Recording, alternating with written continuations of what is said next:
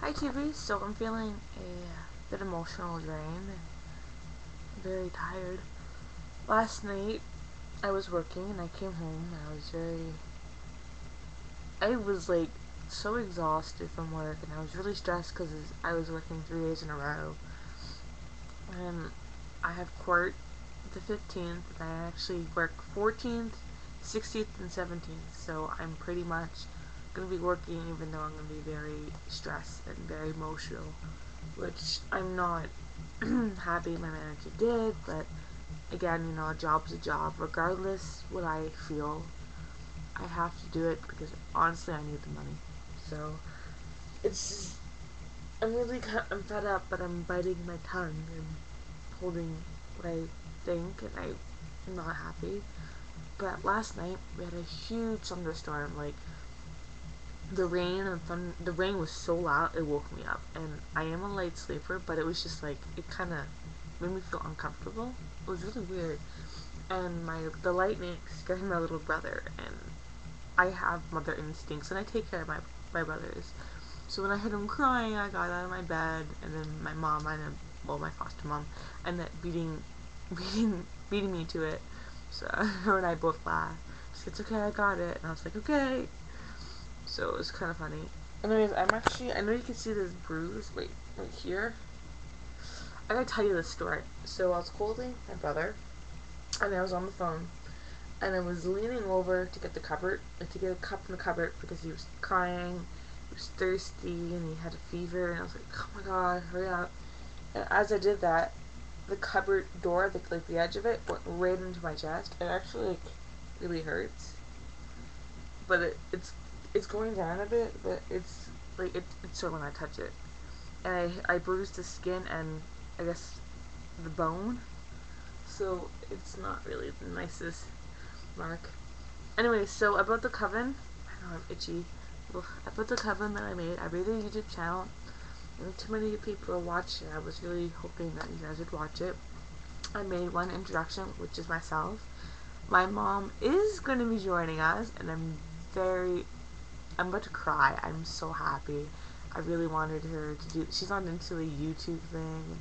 I told her, I said, "You know what, Mom? Like, you need to get back into being a witch. You need to get back into your roots. Let's go. Come on, let's plant the seed." And I told her, I said, "You know what, Mom? It's winter's over. It's spring. It's gonna be summer soon. Like, everybody's changing. Holidays, seasons are changing. It's time for you to start doing it." So she kind of, you know, Mama Bear decided it was time. So we're gonna be calling her Mama Bear Sita. So that's gonna be her name, a witchy name on the Coven channel, which is gonna be very interesting because she's my mother and she's one of the people who taught me. So it's gonna be interesting to hear her inputs and her ideas. As a much older woman and a much older woman who's been in the craft longer, I think it would be great. She raised me and I'm almost 20, and it's gonna be very emotional channel and very different from whatever we see on YouTube and whatever I've been trying. So this book right here, it's Pretty Flowers. I'm actually going to be working on a Coven Book of Shadows. So what this is, and I'm just going to say it on my channel because I can't really make this on my other channel because I'm still waiting for their introductions. But I decided I was going to do it.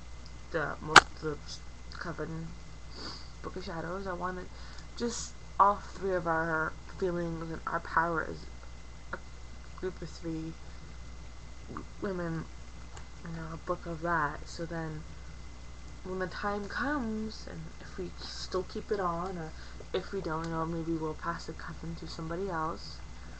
We can give them this book and be like, this is what we've learned. Maybe you can learn from it too.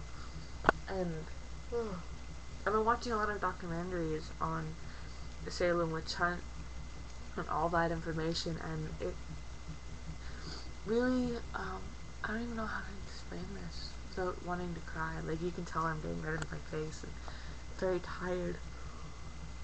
But it just really made me very emotional because all I can think of is us right now, and what if that was us? What if this was my mother, my grandmother, or someone else's mother, someone's sister, dad, anybody. It was really sad to see and watch the documentary because it just made me realize that I'm glad that now witches are welcomed, but we do still get hate. I work and sometimes I'll bring this book to work, I'll read it and people will be like, what are you reading? And I'll be like, book about witchcraft.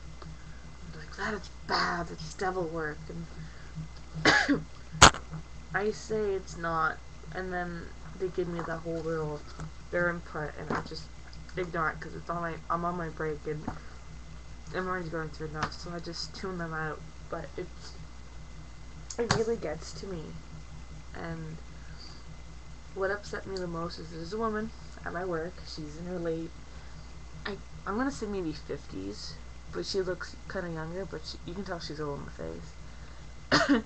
And she does Reiki, I think she calls it Reiki, and healing.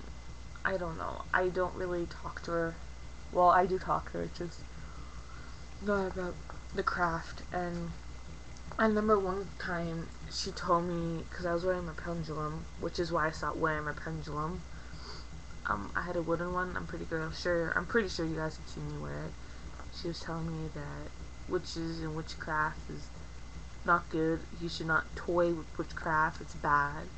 And I try to explain to her, like, I don't do anything bad. Like, what I do is to bring good out to those people who are not getting good, to bring out good in the world, because the world is full of so much stuff, and it would be nice to have good in it with all the bad things that are going on. Try to even it out. And I remember, like, when I'm trying to explain this to her, she kept, like, giving me that look, like, whatever, like, you're just a child, like, what you're saying means nothing. And it really got to me, to be honest. Like, it just made me upset because this woman acts like a gypsy, pretty much. She says she can heal you, she can do your fortunes and stuff like that, and yet she comes to me and tells me what I'm doing is wrong, and I'm pretty much doing what she's doing, helping others in my own way, yet it's, of course, because it's not their way, it's wrong, and it really upset me. But recently I decided to not really discuss our religion and beliefs and be friends, and I'm very worried about her, and I don't know, I just have this really sick feeling.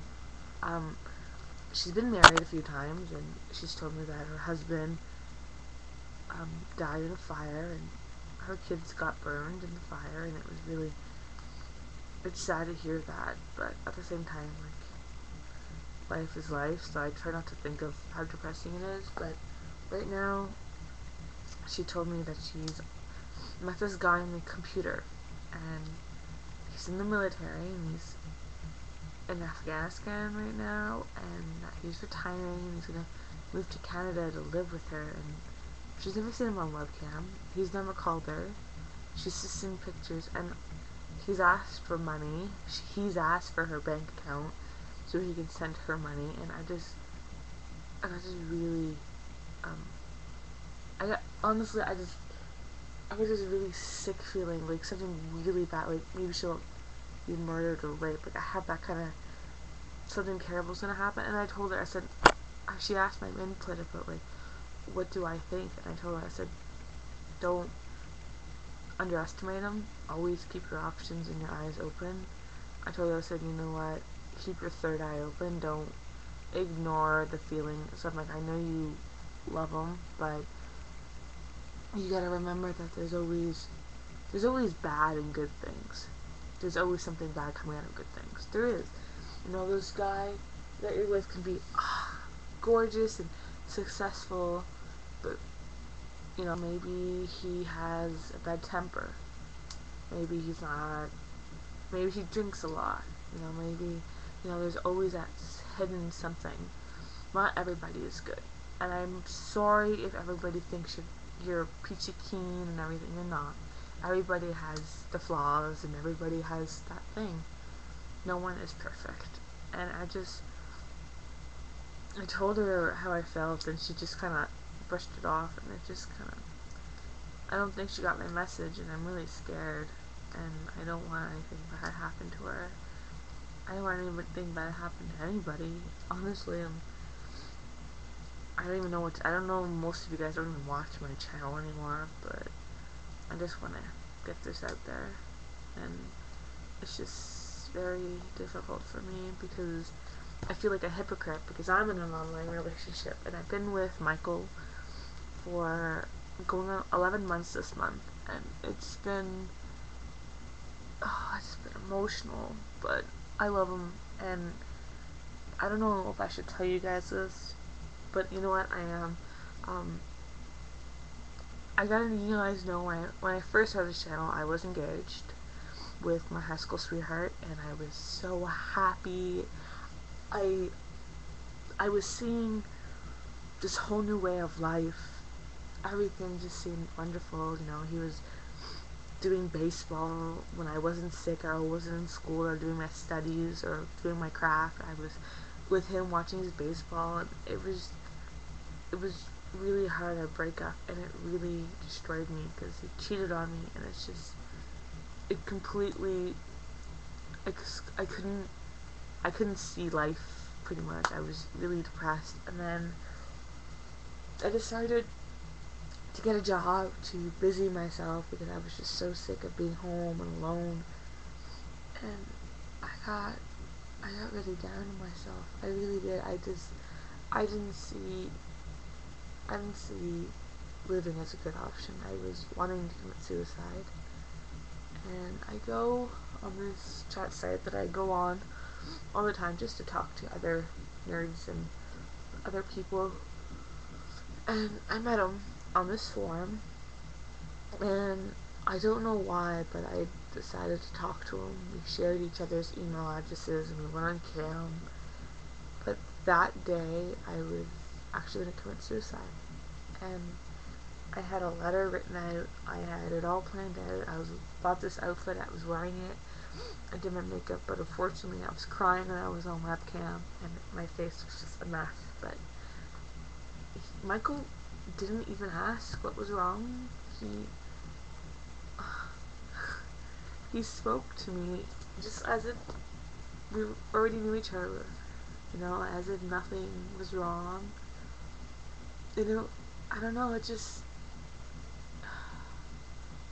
really made me feel like I am something. I was still alive, and I'm crying right now, I'm sorry, but he saved me, and since then I've been with him, and he's probably the only person who truly knows me, and who truly knows my demons and my non-demons, but he came right when I needed him the most, and honestly, if I didn't meet him that day, I would have been dead, to be honest. I love him to death. He's my soulmate. He really is. And even though we're far away, like, we still talk on webcam, we call each other.